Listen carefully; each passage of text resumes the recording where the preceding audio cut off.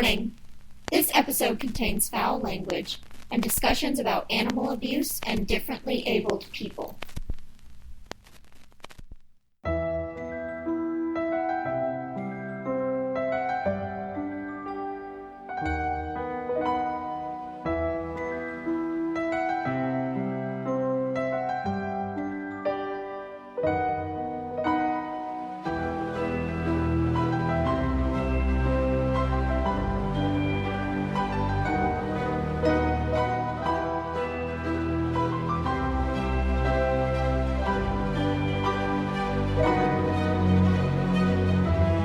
Weirdos, you are listening to Keep It Weird, the podcast for all things strange, unusual, paranormal, supernatural, creepy, sticky, gross, scary, and everything in between.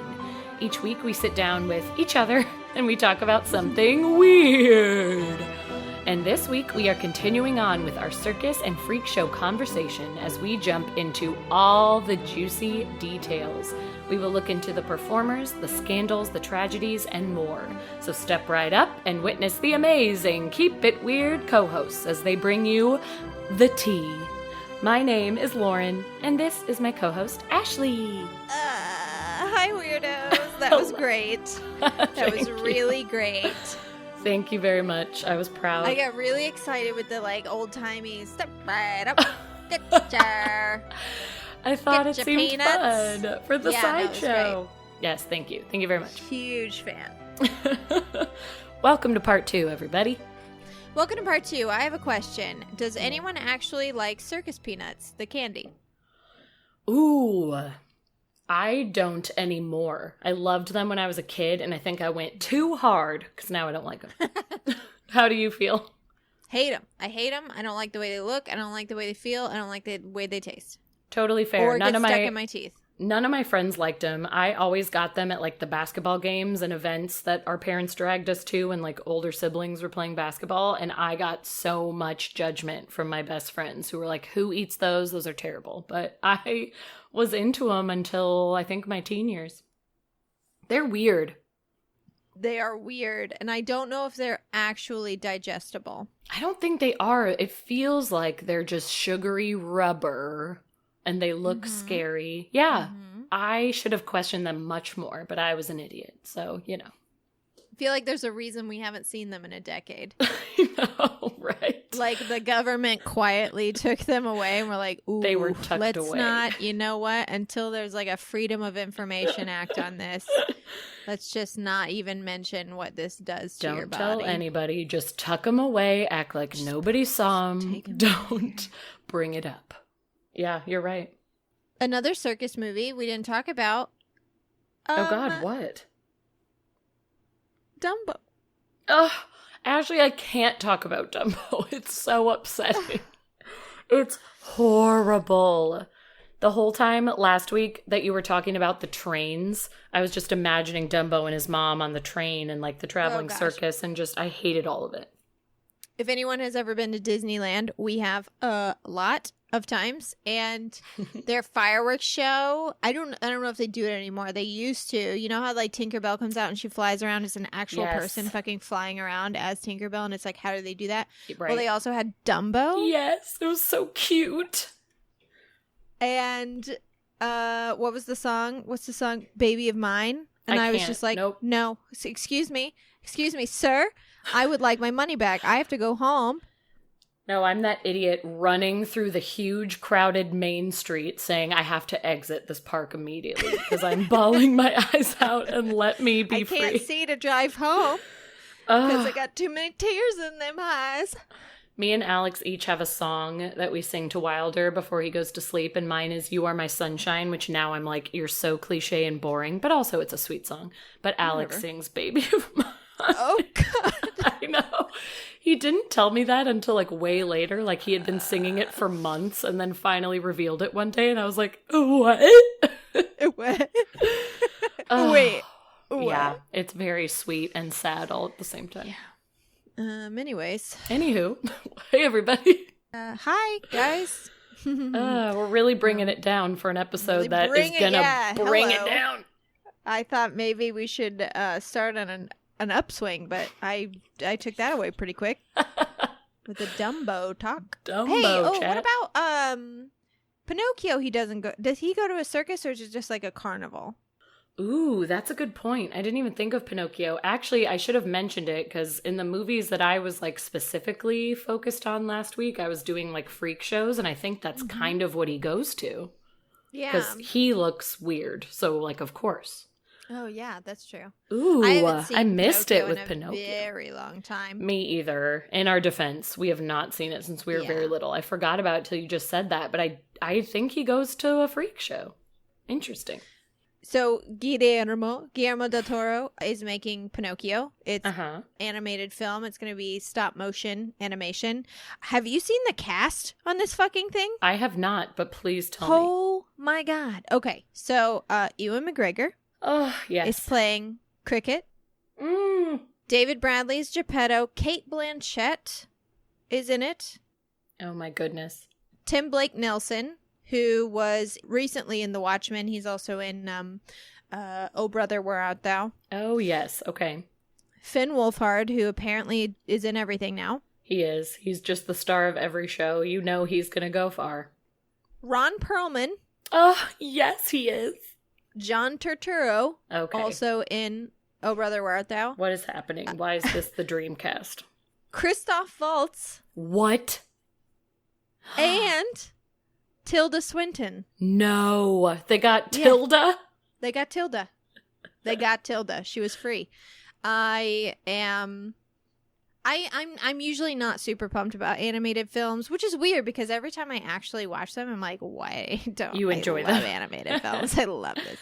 But this one, actually, I'm really interested in seeing this. This sounds bomb. I am actually very excited for it. And I think enough time has passed that Pinocchio can be remade and we're all okay with it, especially under the supervision of Guillermo del Toro. It's going to be cool. Mm-hmm. And especially, I am a little disappointed that they didn't call Jonathan Taylor Thomas because his performance in Pinocchio we need him. Groundbreaking. We need him back, guys. JTT. We're here to talk about the circus Yes. and freak shows. So, which go hand in hand, but yes. We're going to talk about some things.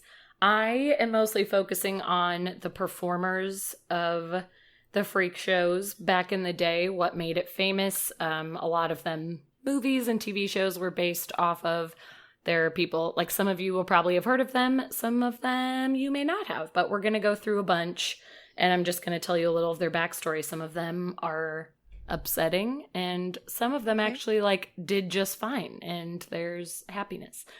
I'm going to first start with one of the most famous ones, named Schlitzie, and the name was actually Simon Metz at birth, given to this man, and then turned into Schlitzie Surtees.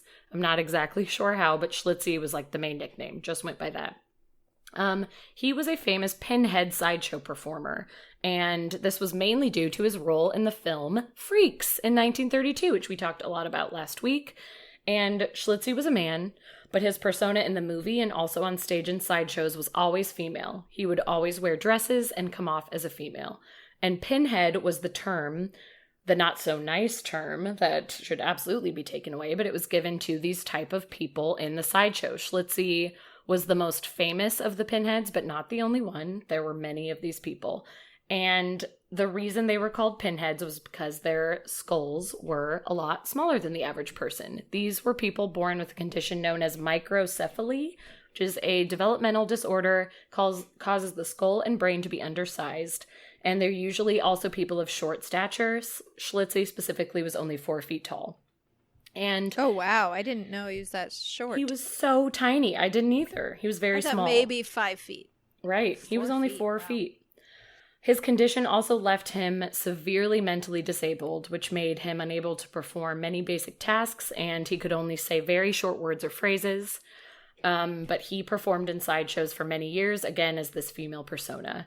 And in the later years, Schlitzie actually became very successful. He lived in Los Angeles. He was performing in sideshow circuits both locally and internationally. He went to Hawaii and London several times, which he very much enjoyed.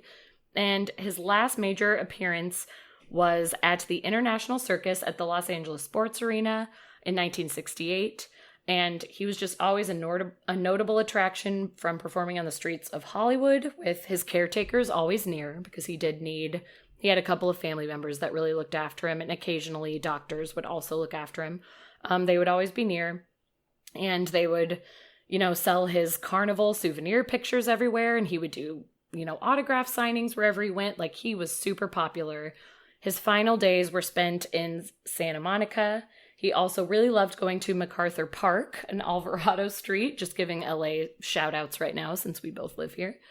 And he loved feeding the pigeons and the ducks at MacArthur Park, which I thought was really cute. And he liked also performing for passerbys at the park if anyone recognized him or sort of gave him a second look, which of course people did, because he looked very different with the size of his head. And also his teeth were protruding quite forward. Like, he had a very unique look. He would just perform. He'd make a show of it. He knew what to do. And I thought most he was so people cool. with that ended up in mental asylums at they the were time, put into so, mental institutions. He actually was for a time. Know, We're not great. So no, they were usually abused pretty badly and just kind of shoved in there because nobody knew what to do. And he actually did go to a mental institution for a time, but somebody came in and got him. Somebody who he had performed in sideshows with came in to visit him one day. And even though he couldn't express much, he did express that he really wanted to get back to doing sideshows. And he said he missed performing. He was able to communicate how much he missed being out in front of the public. So they were like, I'm checking him out. He's coming with me. And he got back out into the circuit until he died in 1971 at 70 years old, which actually was a great life for somebody with his disease. So that was awesome. He died at Fountain View Convalescent Home. And of course, if anyone has watched American Horror Story Freak Show, which we've talked about at length, the character Pepper was based on Schlitzie and played so well by actress Naomi Grossman, who basically played a murderous pinhead sideshow performer that wore dresses just like Schlitzie. It was totally in honor of him and done so well. Was Pepper murderous? I don't know if I remember correctly. I don't think so. I thought there were evil tendencies. Were there not? No, I mean, she okay, spoiler alert for the, she accidentally drowned her baby sister. Maybe that's what I was thinking of. But you're right, it was an accident. I should be fair. It wasn't She also evil. Is in American Horror Story Asylum the season before, 2 seasons before Freak Show. Yeah, it's the same character. Pepper ends up going to the asylum after the Freak Show shuts down. Right. She is in both of those. I'm just so blown away by that actress, especially. I remember watching Freak Show live, and I genuinely thought it was a person with this disorder playing the character. And I was like, how cool that they got this actor who actually probably was in a sideshow. I remember thinking it was so genuine because she was that good. And then I looked on IMDb and was like, oh, she's just an actress. That's how good she is. She's awesome. Is that condition still a thing? I feel like that's something that modern medicine has pretty much wiped out. Yeah, you don't see it as much anymore. I think there are still a few people that exist from what I can see. Microcephaly, I had to scroll back up because I never pronounce it right. So I had to look at my phonetic spelling. Yep. Microcephaly. It is a lot less common because there are so many things you can do now, but it does still exist rarely. Because I know in the show, in the movie Freaks, there's 4 different pinheads. Yeah, there's a ton. Yeah. Yeah, they're everywhere. And Schlitzie, and a lot of them, when they weren't in mental institutions, like you said, would be part of sideshows. But Schlitzie was the one who was able to perform the longest and didn't have an issue with it, actually enjoyed being a spectacle, and I guess had just enough of the brain capacity to say, this is something I like and want to continue doing. So, I mean, he made it work. That's great. And he was okay with wearing the dresses and saying, I'm a girl, and he went along with it and made some money, and it was good. He overall, I think, led, as good of a life as you can. I'm sure there were lots of hurdles, but as best as it could be. And then I have a pretty sad story that I just had to include. I'm sorry about it. I mentioned this in I think our part 1. I think I said this guy's name. His name is Johnny Eck. He was one of the American sideshow performers, kind of one of the first. that really came forward and was one of the most famous. But he was born with malformed legs, and he toured the country basically claiming his story was that he got snapped off at the waist at birth, and he was just a torso. And he went around, kind of the joke was that, like, he just kind of got cut in half at birth, and here he was, a torso trying to live life. But he was insanely talented.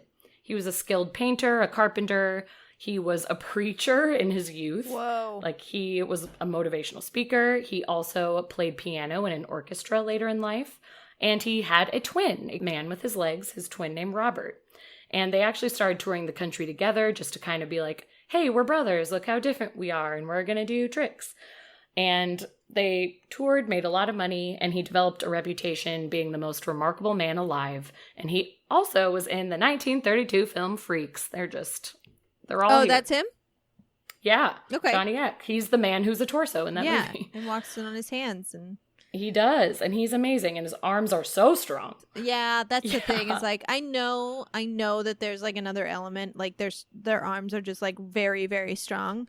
But I just picture, like, what if I had to do that, like, tomorrow? It was like, well, right? You're screwed then, because I could get nowhere. Don't even like taking the milk jug out of the fridge on your own. I have Jell-O for arms. Like, they can't do anything. This man is amazing.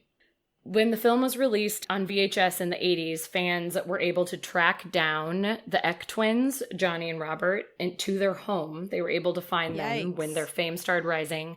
And this is where it gets sad. They became the victims of a terrifying hours-long robbery. It was basically like all night long. They were 76 years old at the time. One of the intruders sat on Johnny while the other one stole all of his things and made fun of him. They were spitting in his face, being horrible to him.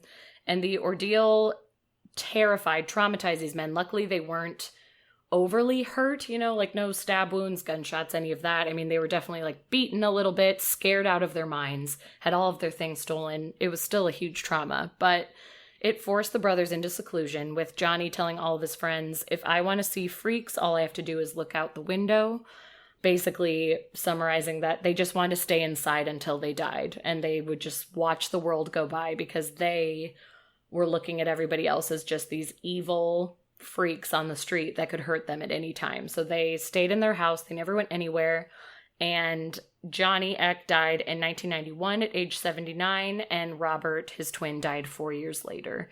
And they both died just living a life of seclusion and never coming out and performing again because of their trauma, which was so sad. That is really sad.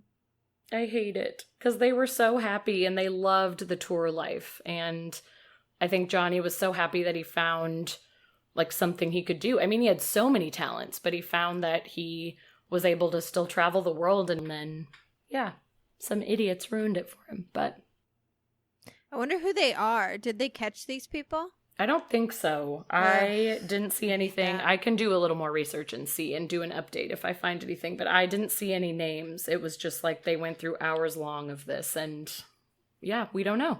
It's horrible.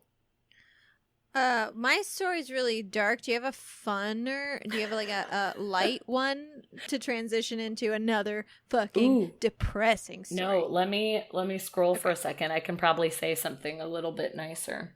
I could probably come up with some words. Oh yeah, this guy's not sad. Okay, we'll do one more before we jump into Ashley's. There was a man named Frank Lentini called the Three-Legged Man. He was born in Sicily in 1881, named Francesco Lentini, and he was unique from birth. He not only had a completely third leg, but he also had a small fourth foot attached to that leg's knee. Whoa. And he had a second set of fully functioning genitals. He had two penises, two sets of balls. Yep, fully functioning. Lentini's condition was actually the result of a partially formed conjoined twin that just was not, they just did not make it all the way through. And they fused to him at the pelvis. And since the twins' remaining parts were connected directly to Lentini's spine, his doctors determined that it wasn't feasible to remove them. So Frank Lentini lived the rest of his life as the Three-Legged Man. And originally, Frank was deeply depressed by the way that he was born, and he spent a lot of time at a school with disabled children and was able to see that others who, were blind and deaf and going through other things were so accepting of him. He realized that he could start to be accepting of himself, And as we've talked about before, he realized he wasn't alone, which is very sweet, so started to feel a little sense of normalcy. And this led him to try and find a career in performing and to just make some lemonade out of lemons he was served. Just go for it. Especially if there's a market for it. Do it. Yeah. And you see that the world of sideshows is booming around you. I mean, like, he was born at the perfect time where it was like things were happening and he could absolutely get a career. So he started to look into it. The two fully formed, like, functioning penises, I feel like no matter what time you're born. Yeah. Like, he could be born today and we'd be like, he has two fully functioning penises? Oh, no, 100%. Like, he would be famous no it? matter what. Can I see it, please? I need to understand. Can you just do a quick flash? Yeah, he jumped right into the sideshow world. He was a very coveted performer. And so he started touring around, as you did at the time, and he would perform feats like kicking a soccer ball with his third leg or jumping rope, which fascinated and also kind of terrified the world, but people were into him. He eventually worked with all the major circuses and became extremely well respected in the sideshow community and lived a completely normal life. Like, no depressing story, no issues. Awesome. He lived a happy life in the sideshow world. So good for Frank Lentini. All right. Well, now I feel comfortable diving into something good. deeply Did depressing. we lighten things? Well, this week I'm talking about some of the not-so-great sides and stories through the history of the circus. Circuses are dangerous places. But, like, duh. That's part of the thrill. No one went to the circus hoping to see a bunch of people doing safe stuff. Right. It's true. But obviously that means that when something goes wrong, it can go very, very, very wrong. Yeah. The most famous and most horrific thing to ever happen at a circus happened on July 6th, 1944, and it's known as the Hartford Circus fire. Oh, goodness. Okay. So here's how this went down. It was a perfect storm. At the time, it was Ringling Brothers and Barnum and Bailey Circus, so it was owned by Ringling, and the companies had merged. And this circus was huge. The Big Top alone could seat 9,000 people, and that was just the Big Top. There were usually side rings as well. Whoa. The tents were waterproofed, and the waterproofing method at the time was paraffin wax dissolved in gasoline. Oh. What? Yeah. That's not smart. Why? I know. Why? I mean, I guess, like, it's smart, but not for, like, an enormous tent that, 10,000 people are going to stand under. That sounds so dangerous. So this particular Big Top canvas had been coated with 1,800 pounds of paraffin wax that was dissolved in 6,000 gallons of gasoline. Woo. Okay. Also, at the time, the circus was struggling with personnel shortages because of World War II.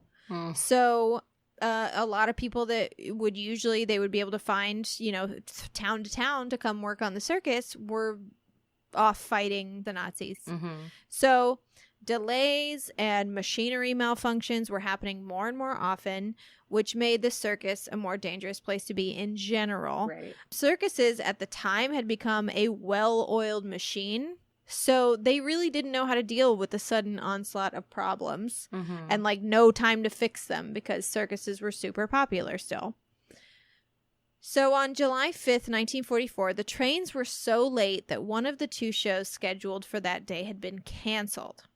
Now, apparently in circus superstition, missing a show is considered extremely bad luck. Like, your tent's gonna burn down, bad luck. Okay. Like, that's how bad it is. Wow. So the show that night went totally fine, but pretty much everyone was expecting a horrific accident. Yeah. The next day was a Thursday, and because the Wednesday afternoon show got canceled due to the trains being late, the crowd was bigger than usual. And because it was a weekday, the crowd was mostly women and children.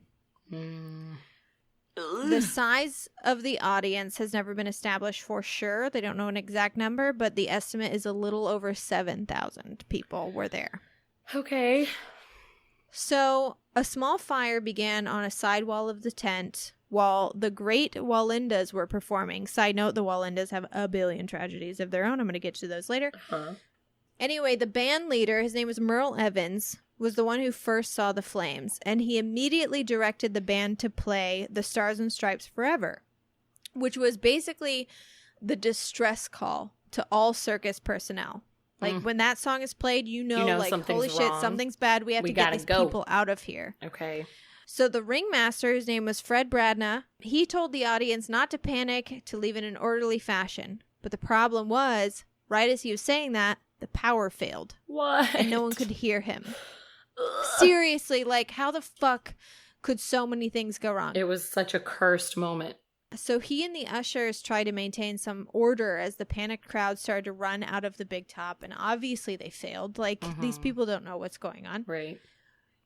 So, a lot of things happened. A lot of people tried to run around to find their loved ones instead of exiting the tent to safety. A lot of others couldn't get to an exit because at least 2 of the exits were blocked off by the chutes used to bring in the big cats, like, in and out of the tent. Yeah. So they couldn't even exit through the exits. Some people stayed in their seats too long, thinking that it would be taken care of, and then literally could not crawl over the crowd to get to safety. And they just had no way out. No, they were trapped. Because of the paraffin wax, the flames obviously spread rapidly. Many people were horribly burned by the melting wax, which poured down from the roof. Wow. According to witnesses, the entire tent collapsed in 8 minutes, trapping hundreds of people beneath it. 8. That's how long it took from the tiny fire to the whole tent is on fire and collapsed to the ground with all these people. Everything is destroyed, killing all these people. Wow. That's horrible. It was horrific. Some people died from injuries they sustained after leaping from the tops of the bleachers in hopes that they could escape from under the sides of the tent, like they could dig and lift up the tent.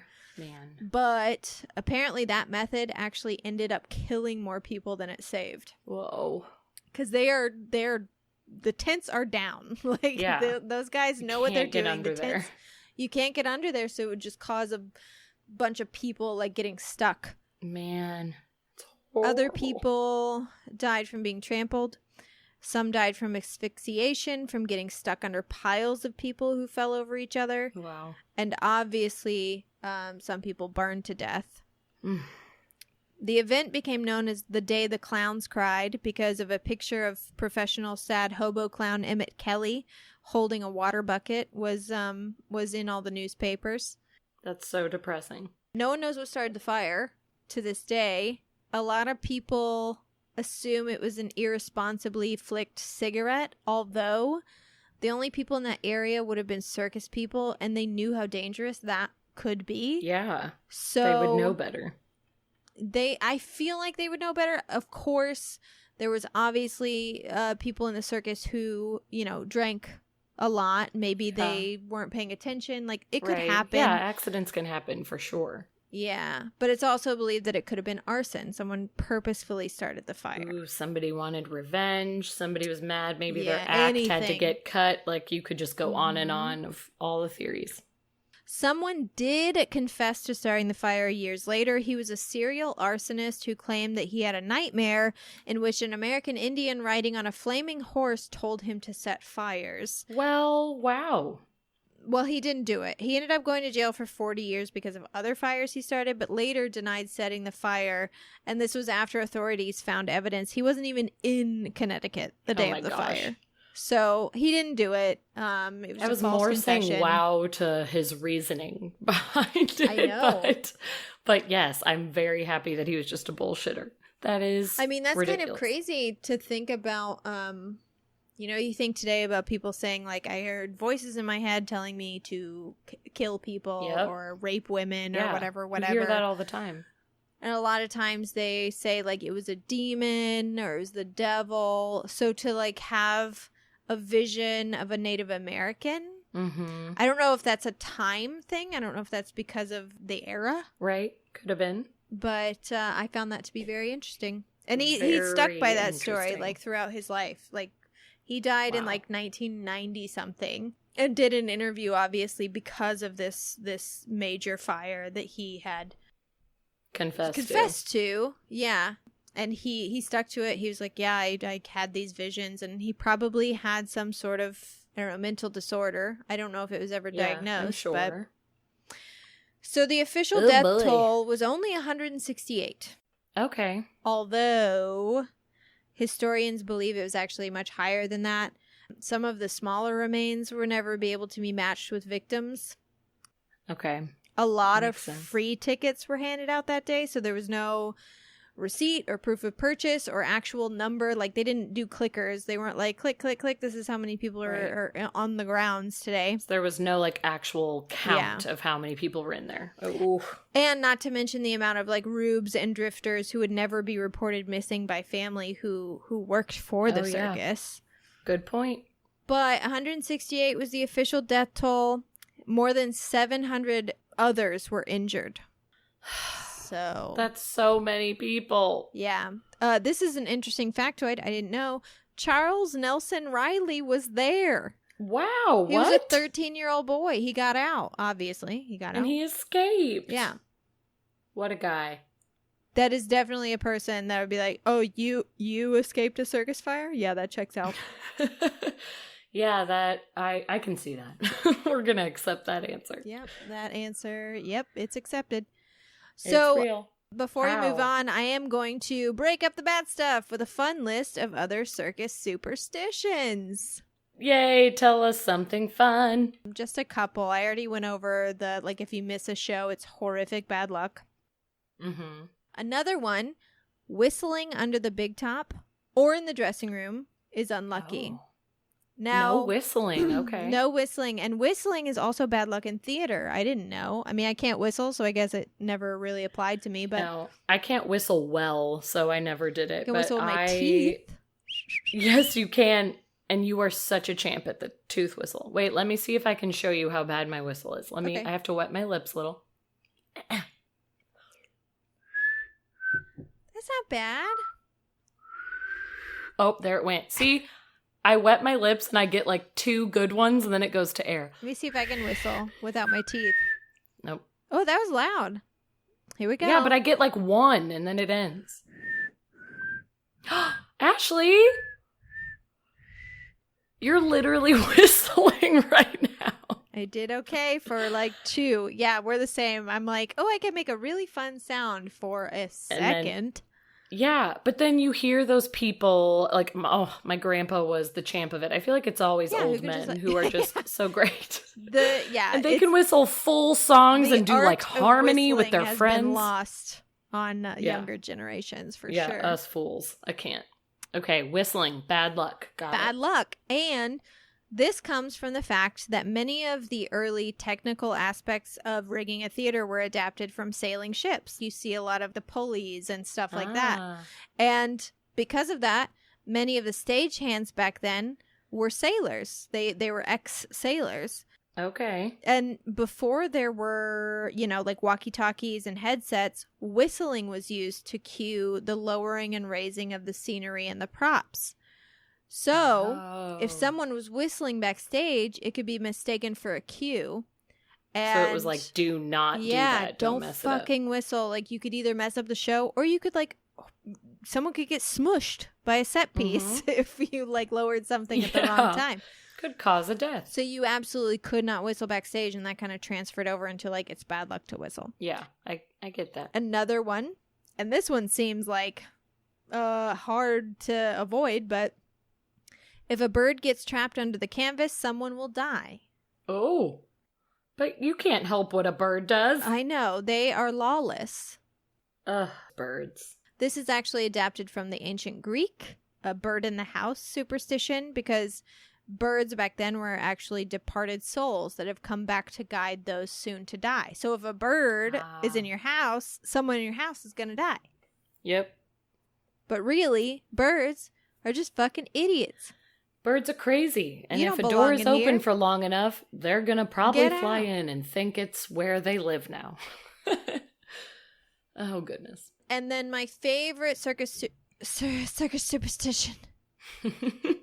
Circus superstition, hello wine, is never look back. And this was a circus motto in many different ways. It was like, never look back in a circus parade. Never look back once you're on the road. And this was because a lot of the people involved in the circus were not perfect people. A lot of them Sure. were runaways who ran away from a bad home situation. A lot of them were running from the law. They were criminals. Running from drug addiction, alcohol addiction. And the idea is that if you look back, you bring the bad fortune of the past with you. Ooh, that's deep and I like it. So it was literally bad luck to like get on the train and like look back from where you were just coming from. You saying this is bringing to my mind that quote that's like, oh, she ran away with the circus, or like he ran away with the circus. I forgot that was a thing. That is historically a thing of people just trying to escape whatever was bad in their life, just escape their family, escape their hometown, and ran away with the circus. They would go to the circus and they would be there and they would see, you know, the camaraderie between the people working, and a lot of the times like the showman or the ringmaster, or ringleader, or the showman or something would offer young guys money. They'd be like, hey, if I give you $1, will you help do this tonight because we're shorthanded? Yeah. And they'll work a shift and be like, this is amazing, and I want to do this for the rest of my life. And most people who started like join the circus did not leave the circus. Yeah, I can totally see that. You find your community, you find your people. Yeah. You don't want to leave. Yep. Wow. I like those superstitions, and I'm so glad that you threw that in because I was so stressed during the entire fire story, like gripping the table. I was not well. Okay, back to some freak show performers, and I'm going to talk about some people that I actually mentioned last week super briefly. This was sort of what brought sideshows to America in the very beginning. I had mentioned Chang and Eng Bunker, the first Siamese twins. So they made a huge contribution to sideshow history because they were born in what we now know as Thailand in 1811, and they were the first conjoined twins to be called Siamese twins because of their birthplace. They were joined at the sternum, and the brothers lived facing chest to chest every dang day, which I just cannot imagine. With modern medicine, they would be easily able to be separated since they didn't share any major organs and they only slightly like had a shared liver. It was like sort of connected, but not really. So nowadays they could be separated so easily. But at the time, nope, they just had to live chest to chest and just accept it. That's where they were at. I just truly can't imagine having to like basically stare your twin in the face at all times, but that's who they were. And as the boys grew older, they came to America, settled in North Carolina, and they adopted the surname Bunker. They bought a plantation complete with slaves, y'all. Oh, great. And they even married a pair of non-conjoined sisters, which with whom they fathered a total of, you ready? No. 21. Oh, Jesus Christ. 21 children. I'm laughing because I totally cut you off like an asshole, but the way you were like, I don't think I'm ready. I don't want to hear it. No, I don't think I am. Oh, it was 21, Ashley. Stop. And I can't. And I don't want to think about it. When people have Due like to 5 kids, I'm like, are you fucking Catholic? Why? That's literally my brother and sister-in-law, and yes, they are know. Catholic. Yeah, they do have 4 kids. I go to their house and I'm like, your house is a zoo and there's only 5. And 21 just sounds wild. And I know it was between the 2 of them, but that is still not okay. Saying, oh, no, guys, but it was 21, like, between the 2 brothers. Shut up. A, they're conjoined, so it's the same household. And B, even if they were separated and somebody was like, well, it's 21 between the 2 of them, be like, that is far too many. Due to the brothers' condition, the marriage bed had to be custom built and had room for all 4 of them to sleep together at all times. Just one big happy family. And later on in life, the 2 wives actually found out that they could not get along at all, even though they were sisters. But they were like, we can't do this. So the 2 brothers had to move into separate houses, and they had to alternate, spending 3 days to a week at each. Depending on like what was going on that week, what was happening, they would spend like 3 days to the entire week at one of the houses, but they'd have to go back and forth because the sisters were like, hell no, which kind of makes me giggle, but They just had the craziest life. I can't even imagine it. They died on January 17th, 1874, but actually not at the same time. Chang died of a stroke brought on by pneumonia and died in the night. Like, his brother didn't even know until he woke up. Eng discovered his brother the next morning, called a doctor for an emergency separation and hoped that he could live, but sadly, separation did not go well. And Eng also died by the time the doctors were able. I don't think they even fully got through surgery. They were maybe had partially gotten through, and he also died. So both brothers died within the same day, which is very sad. But their wives who hated each other and their kids all got to live on. And they were a spectacle for a very long time for obvious reasons. And the reason that Siamese twins, the term, exists. Yeah. So Which they I added don't some know things. If I ever knew that's Me why. either. I honest to God didn't know that Siamese was. I mean, I remember being probably too old, probably 14, before I was like, wait, is that racist? Right. I know in your head, you're like, is this? Can I say this? Because I always watched Lady and the Tramp growing up. Mm-hmm. And they're like, we are Siamese, if you please. If you please. Bum, bum, bum. Those cats. And I sang it all the time, not Of realizing Yep. that I was like, oh, no. I know, I'm questioning everything. Okay, I won't sing it anymore. I won't sing that song. But I will those guys. in front of thousands of people on a show. Yep, we just did it. Oops. I'm song. so sorry. And then there is a man I just have to touch on, even though most of us probably know about him, but Joseph Merrick, the Elephant Man. Probably, if not the most, one of the most famous sideshow performers to have ever lived. He was born in 1862 with a still to this day unconfirmed series of genetic defects. Even modern doctors are I don't fully know what was going on with this guy. And his skin and bones were just covered with growths, protrusions, and tumors. He just sort of had this lumpy, wide face. If you haven't seen the pictures, do a quick Google, but I think most of us have, just had this face of growths, just kind of a man of lumps. And his condition didn't begin to display itself until the age of 5, and his parents began to believe that it was something his mother did, which was so common of the time. It's if there was a birth defect, it was well, what was the mother doing? Let's fault her somehow. Yeah, well, was she a Satanist? She wasn't. That usually wasn't even medical. It was well, did she dance with the devil?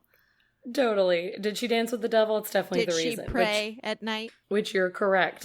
It would be something like that. This story is even weirder.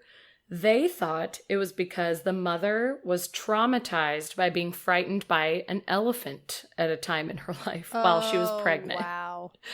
She was pregnant with Joseph, and an elephant scared her, and she jumped back and was so stressed, and her heart rate went up that everyone thought it was the trauma from the elephant that made him have these deformities, which is one of the weirdest things I've ever heard in my life, that people were like, oh, well, that time you were scared by the elephant. Excuse me? She wasn't stomped on by the elephant. She was just scared. But they thought it was traumatizing enough, and that is how he got his name, which I never knew. I just assumed, I don't know what I assumed, but I just thought somehow they were calling his growths and his lumps an elephant-like appearance, which now that I think about it doesn't really make sense because elephants aren't lumpy. But I truly never knew why they were calling him that. But it is literally because of his mom. Isn't it called elephantitis? It can be called elephantitis, but at the time, they didn't know that was a thing. Yeah, and true. they still called him Elephant Man True. because of Yeah. his mom, which now, yes, that's a totally normal thing that they would say. But it was I think he kind of coined all of this. Then maybe that's then the term went even further, but they were well, it was your mom and the elephant. So he had trouble, of course, securing work throughout his life and really just not knowing what to do with the deformities that he had. And he eventually agreed to join a sideshow, as you do, as a means of supporting himself. And it led him to being introduced to Dr. Frederick of the London Hospital. And he always stated that he didn't really mind his time as a performer. It wasn't his favorite thing, and he didn't make a ton of money from it. And actually at one point he was actually like robbed by all of his savings and like cheated out of everything he was earned by one of his managers in Brussels. So like he didn't have a great experience, but he said like the time actually on stage he didn't mind, and he knew he had to do what he had to do. But his manager totally screwed him over behind his back. So he decided to make his way back to London, and he stayed at the London hospital for a very long time when people found that he had a connection to Dr. Frederick. So he stayed there and ended up having a ton of visitors come to see him. Like London elite came, including Alexandra, Princess of Wales, which was a huge deal.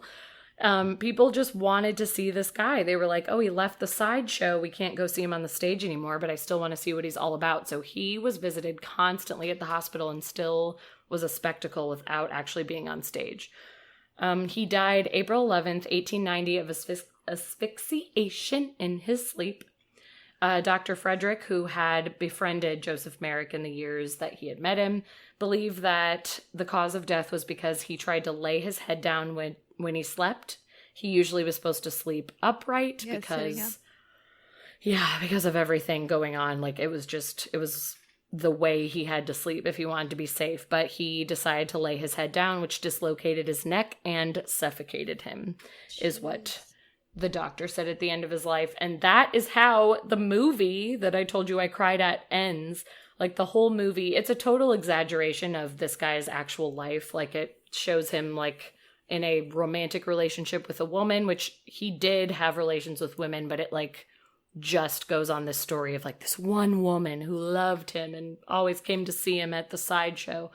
And in the end, she goes to visit him and basically says like, you're wonderful and I, want to be your friend forever. It's this nice moment. And then he goes to sleep that night laying down after we've been told the whole movie he's supposed to sit up, and you see him laying down as sort of a way of being like, I've done all I could do. This is the end. Goodbye. Like, I made a friend and that's all I needed.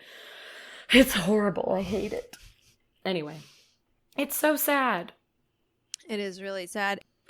I'll do another one before we move on. Okay. Because I wanted to mention the other person that I said in part 1. I said Elephant Man and World's Ugliest Woman. So I want to go into Marian Bevans. She was actually born as Marian Webster in London, England in 1874, and she lived a very normal life when she was younger, and then into her early adult years worked as a nurse. She married a man named Thomas Bevan, where the last name comes from, and in 1903, symptoms of acromegaly, I'm not sure how to pronounce it, I apologize, started to come forward. And this disease not only causes abnormal growths, but causes headaches, muscle pain, and failing eyesight. So her face starts to drastically change. It sort of extends and widens. It gets growths. It gets, swollen under her eyes. She's starting to feel pretty severe pain. She can't see very well. It's horrible. Wow. But she still had 4 children with her husband and was living a very happy life until, sadly, Thomas died in 1914. And she was sort of at a loss. She was trying to take care of the kids and needed more income for her family. And she could not find any work because her looks were getting worse and worse. Everywhere she went, people were just kind of giving her these stares and saying, like, sorry about it. Like, not telling her the reason, but basically like, you're too hideous to work for us. She just could not get in anywhere. But then she sees a sign for an ugly woman contest, which why the hell does that exist? But it did. So she decides to enter and she wins. So she was then hired immediately after she won the contest as a sideshow performer to tour around the UK, which I believe was when she first met Tom Norman, who I mentioned in part 1. And then she was hired by Sam Gumpertz in 1920, who was an American sideshow manager. And she moved to the US and did Coney Island Dreamland Show and eventually toured with the Ringling Brothers, who we talked about. So she had a super successful life in America, of course, brought her kids with her. She provided for her family until the day she died on December 26, 1933, actually being like pretty rich. Like her kids were very well off. She sort of hated her life as a performer because she was the part of the show every night that was just ridicule.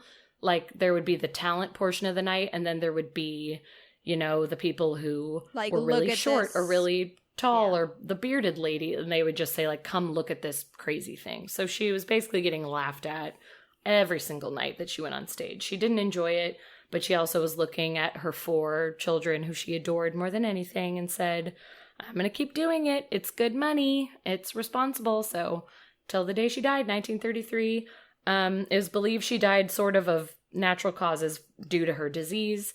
And today, acromegaly, however you pronounce it, is super treatable through hormones, surgery, and radiotherapy. But unfortunately, because of the times, Mary didn't have that luck. But she made it work. I looked up a picture because I was like, how do you even qualify ugliest woman? And really, with the circus, it's just like, let's find a woman who's, like, not attractive. Or in her case, like, masculine looking. Right, because she's not that ugly. She's really not ugly, like, traditional terms. I thought the same thing when I looked at her picture. But she does look exactly like Stephen Fry. Yeah. She does. Sorry to laugh at you, Mary, but she does. So, like, I get it, but it's just like... I feel like she's not the ugliest woman, though. I saw her photo when I was doing research and was like, what? Like, that's so dramatic. But, of course she's not... You wouldn't say she's a beautiful woman by normal standards and has some things going on, but she's not the ugliest woman. Yeah, that's weird. It's very strange. And I feel I don't know if when you looked up the picture, you saw her before picture as well. She was, she was very beautiful. She was, which that is very sad. Like, to just watch your body change and not being able to stop it at all. Like, just not able to do anything. Well, time to cheer up. No, just kidding. This is also very sad. Most of the other circus tragedies were in 2 categories. 1, acrobats falling to their death. You had the Flying Wallendas, who I mentioned earlier, who are a circus family who lost several family members. In the 1930s, Willie Wallenda fell to his death doing a bicycle stunt on a high wire. In 1945, a Wallenda sister-in-law died from a 50-foot drop while doing a handstand on a pole. Oh, what? In 1972, a Wallenda son-in-law was shocked by a live wire during an act and died from the fall. Oh. And in one of the worst, in 1962, when a 7-person human pyramid collapsed from 35 feet and 2 people died and 1 was paralyzed. And that's all in one family, one circus family, the Wallenda family. Is wild. Yeah. And that's kind of how it worked, especially with the acrobats. I mean, if you've ever seen Batman Forever, you will know that Chris O'Donnell played Robin, and he was an acrobat in a circus family of acrobats, and his whole family dies and they fall to their death. It's so rough. It's really hard to watch. But there's so many stories like that of acrobats falling and either dying or getting, like, horrifically injured. So, yeah. That's one. The other involves animals. Okay, I'm bracing for impact. Let's do it. The circus has a very dark and horrific history with animals. And for anyone who doesn't know and isn't aware, no, the animals were not treated well. Yeah. Of course they were treated well to the public. Like, no one wants to see an elephant whipped half to death. Like, they want to see this elephant come out and walk around and balance on a ball and throw whatever. Do the tricks. Yeah. But yeah, trainers used whips, tight collars, electric prods, bull hooks, and many other painful tools to force them to perform. Every single major circus that uses animals have been cited for violating the minimal standards of care set by the United States Animal Welfare. And that's just modern times when it's actually being monitored. In the 1800s, no one gave a shit what you did with this tiger. Like, nobody was watching them. No one was holding them accountable. There were no regulations. Right. The animals are housed in very small carrying crates, which has horrible psychological effects on them. 96% of a circus animal's life is spent in chains or cages. Traveling via the trains especially, even in modern times, but especially back then, 10 to 11 months of the year, they're traveling with no climate control. They sleep, eat, and shit in the same cage. Oh, it's horrible. Lack of exercise and long hours standing on hard surfaces are major contributors to foot infections and arthritis. which is the leading case of death among captive elephants. But also, you have to realize no matter how trained they are, they're still wild animals. And they do not understand that they're doing this for funsies. Like, they don't understand, and they definitely don't understand that they're not supposed to hurt people, even when they're poked and prodded and electrocuted. Yeah. And I really don't want to cover this, but honestly, I think the animals deserve to be remembered. So I'm just going to spare the super gruesome details as I tell you a couple of their stories. So one of the biggest tragedies involved Tyke the Elephant. That's Tyke. She was a 20-year-old African elephant who performed with Circus International. And in 1994, the circus was in Honolulu. And the crowd got a real shock when she entered the ring, tossing around what appeared to be a dummy, but was actually her groomer that she had severely injured. He did not die, but she had severely injured him and was sort of like flailing him about. Just tossing him around like a toy. And Tyke's trainer jumped in, tried to calm Tyke, while the ringmaster then tried to calm the crowd. Tyke's trainer ended up getting killed because Tyke was not calm. And she fled the ring, where she ran through the streets of Honolulu for almost a half an hour. And she ended up being shot 87 times by police officers. Whoa. And she died. No exotic animals have appeared at a Honolulu circus since. And there's no law that prohibits it. They just have respect. Yeah. They're just like, this happened. This was horrific. We never want to see another animal get hurt again. So they don't do it there. Another famous event was the death of Massarti the lion tamer. He was a famous lion tamer, always performing very dangerous acts. I mean, like, all lion taming acts are pretty dangerous, like lions, tigers, whatever, like big cat acts. But he was really, really, really pushing the envelope with his. He had already lost an arm in a big cat act. Oh, boy. And he was known to drink a lot before a show. I wonder why. He lost a fucking arm. Like, why wouldn't you drink? Not a surprise. So he was a drunk. And one performance in England with Mander's Menagerie in 1872 was again kind of a perfect storm. So Massarti was hammered as usual. The show in question was an extra performance that wasn't on the daily schedule. So the failsafe for a lion attack, which was a bunch of heated irons that were ready for a bunch of people to grab and stop the attack. Well, they weren't heated because this was an extra performance, and like whoever's job that was did not heat these irons up. Ooh. And all this, it's almost as if the lions knew, because as soon as he stepped into the cage for his like lion hunt act, the 5 lions immediately attacked him. And he tried to fight them off with his sword and a pistol that he had that was loaded with blanks, but they didn't give a shit. Like, they were after him. And since the irons weren't heated, the handlers couldn't get the lions to back off of him. And this is all in front of an audience who's watching. Yeah. Can you imagine having to watch this? They finally managed to force the animals back into an inner cage, but they drug Massarti in with them.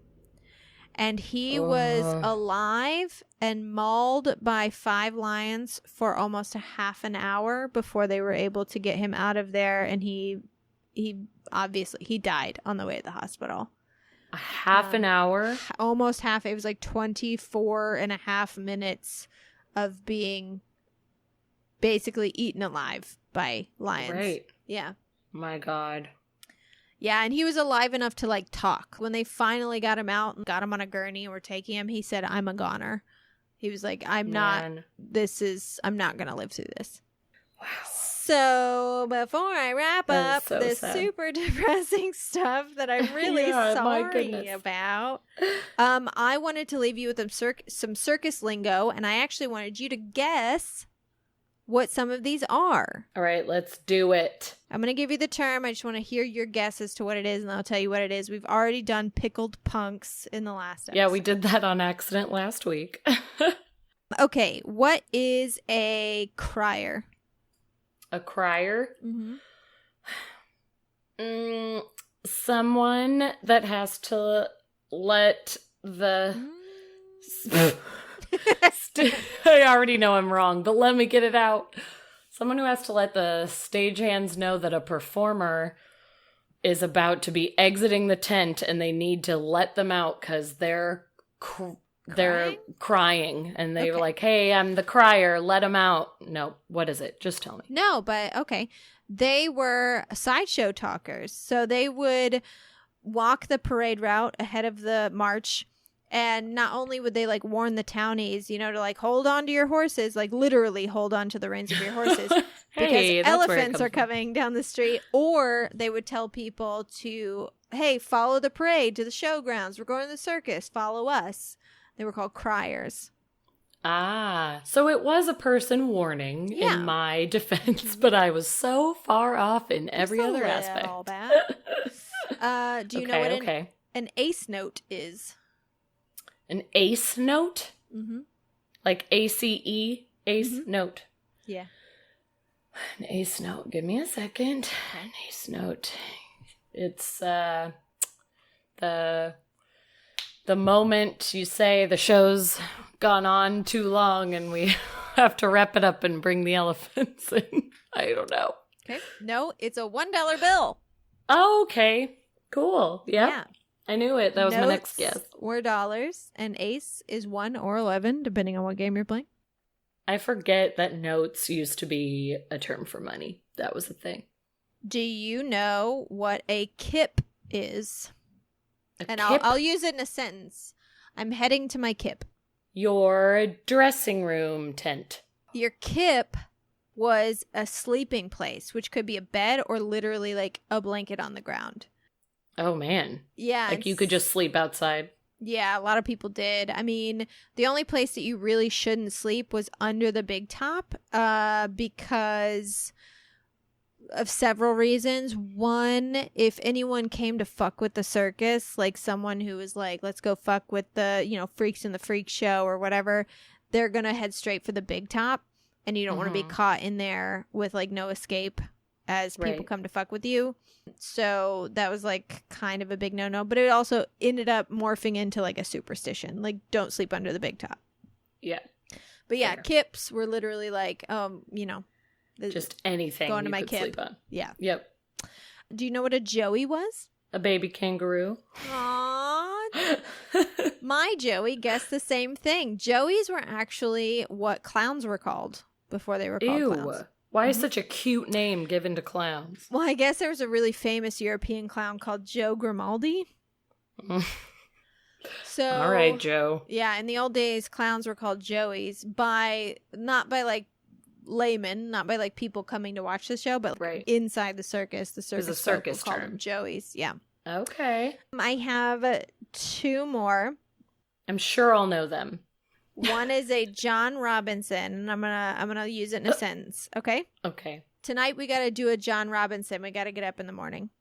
We gotta get an early night's sleep. Mm-hmm. Wait, is that right? Well, sort of. It's a shortened circus performance.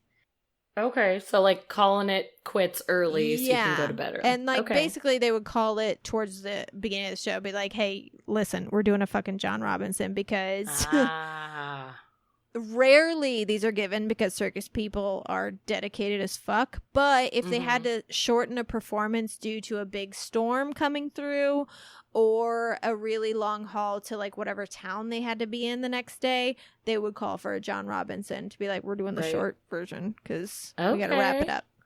Makes sense. Okay, last one. Night riders. Just the night crew that had to keep watch overnight or work overnight to make sure the circus happens. So much cooler than that.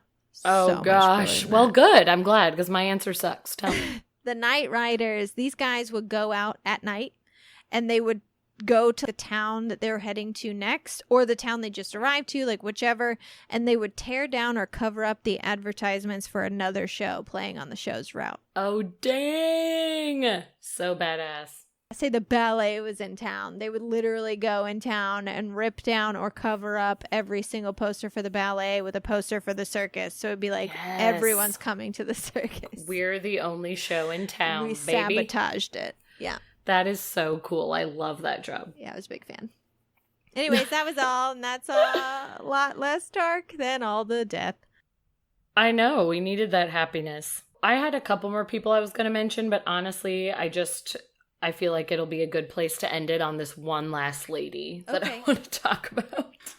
Because otherwise this could be like a 3-hour episode. We can put them in our Facebook group.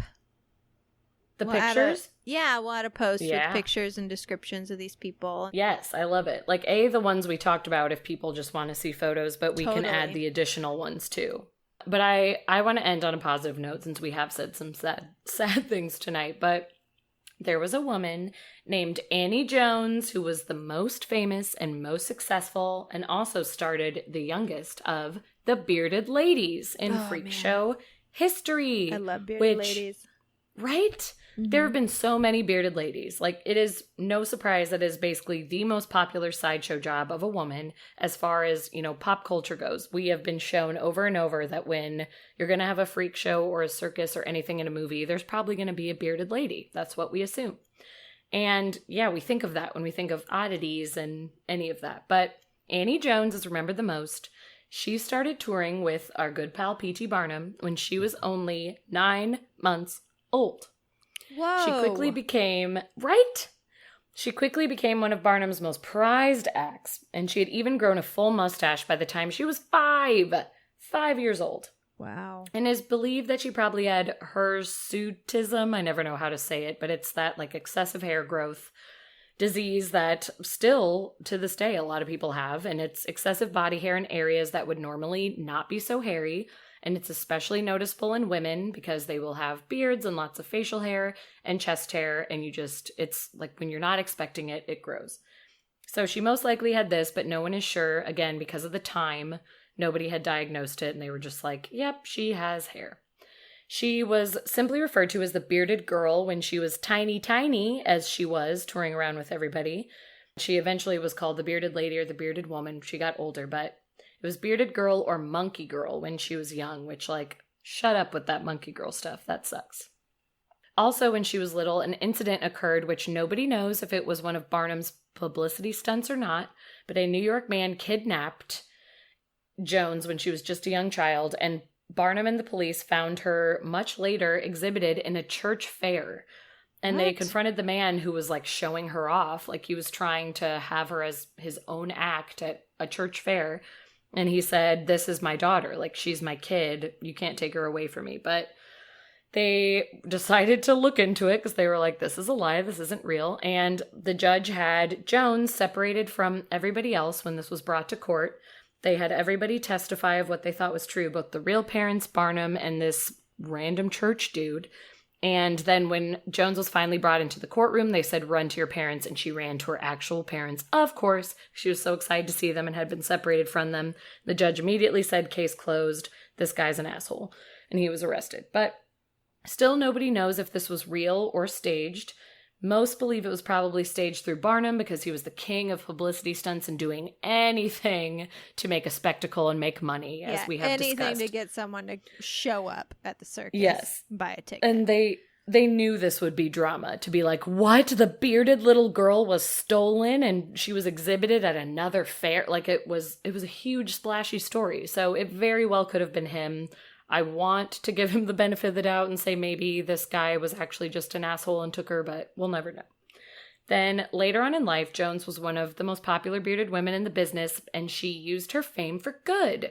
She realized she had a huge platform at being in Barnum Circus, so she decided to discourage the use of the word freaks, which is what I kind of said at the beginning of all this, and saying this is not a great name to call sideshow performers. You know, we're actors, we're performers.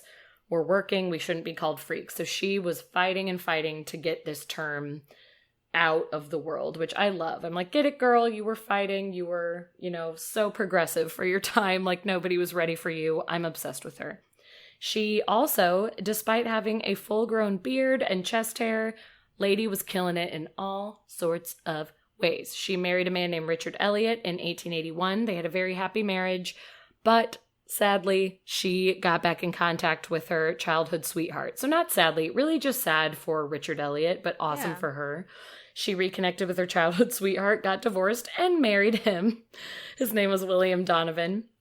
But then this really is sad because, like, get it, girl, that she got with this guy. But then he died and left her a widow. And then in 1902, just a couple years later, she died herself in Brooklyn of tuberculosis. Oh, no. I know. That's horrible. A really shitty way to die.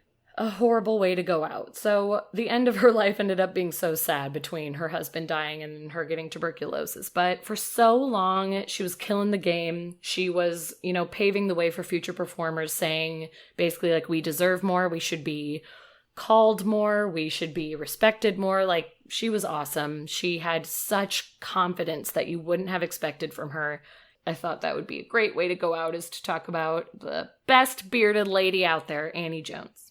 That is a good way to end it. I love her. I didn't know anything about her. That's something too that, yes, is majorly easily treatable today, but there are a lot of women who have the condition and who are like, this is my body. This is who I am. So like, if you don't like it, off. you know, I don't know. Don't look at me. Like, I don't know what you want. Sorry about you don't have ya. to date me. I'm not telling you. I'm not forcing you to have my kids. Like, close your eyes when you walk by. Like, fuck you. I don't know. But that's something I love about the world today. It's like, oh my gosh, we have so many issues today. We could go on and on, but there is something I love of women are starting to embrace themselves however they are. And it's like, if I have excess hair, I don't give a shit anymore. Yeah. Like, I'm just going to let it grow, and you can look away if you're not into it. Oh, does that bother you? Yeah. Well, it shouldn't, because I am wonderfully made, and here I am. Let that hair fly. And I do love that about, like, this new generation coming forward of kids just, like, not giving an F. No, because they shouldn't. Anywho, that's all the time we have this week for Keep It Weird. That was fun. It did end up being fun. So glad that we did the circus. That we did the circus. Me too. Because I agree. at first I was like, nah, is there much to say? There's a ton to say. I didn't even cover, much to say. a third of the stuff I even found. I highly recommend y'all just Google a couple of the things that we talked about and just read to your heart's content. Yeah, like, you know that we are, like, just scratching the surface with this. It goes so much deeper. We tried to cut our notes down so we weren't putting 4-hour episodes out for you guys, but like, there's a million stories on both the circus and freak shows of the past that you can look up. Yeah, my goodness, I had to cut myself off with the amount of sideshow performers I wanted to tell you guys about tonight, but everybody has amazing stories, so go check it out. Thank you guys so much for listening to our show and hanging out with us every week. If you want to join our Facebook group and chat with us every day, please do so. We're on there 24/7. You should also follow us on social media to know when new things are happening, and our handle is @KeepItWeirdCast. And don't expect too many updates because things aren't happening, but we still post some fun stuff. It's real. Check out our Patreon if you want to receive newsletters every month and have access to a ton of bonus episodes. You can find us at www.patreon.com/keepitweirdpodcast. You can also show your support for the show by repping some Keep It Weird merch. Check out our Etsy store at www.etsy.com/shop/keepitweirdpodcast. We've got tons of stuff in there.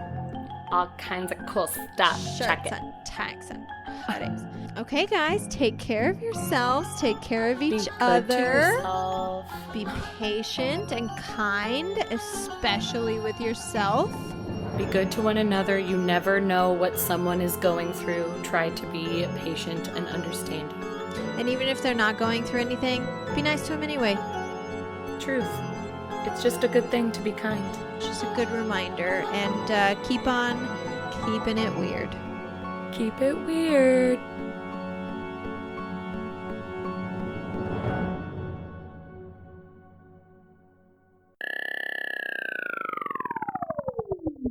So this guy with 2 fully functioning penises? Like, was I probably cannot making it. imagine how much pussy he was drowning in. Because women were going to the sideshows and being like, wait, you have what? Wait, what?